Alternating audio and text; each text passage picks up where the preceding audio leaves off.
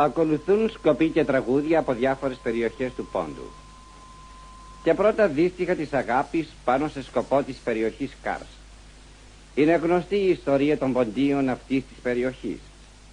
Η μετακίνησή τους εδώ από διάφορες περιοχές του Πόντου έγινε το 1878.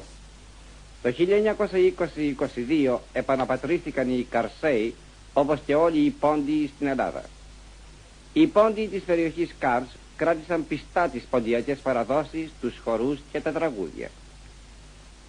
Ο ρυθμός του σκοπού που θα ακούσετε είναι αργός. Ο σχετικός χορός είναι πολύ απλός. Ονομάζεται μονόνομαλ. Είναι βήμα πίσω, 2 βήματα εμπρός. Τραγουδά ο Χρύσανθος, στη λύρα ο Γεωργούλης.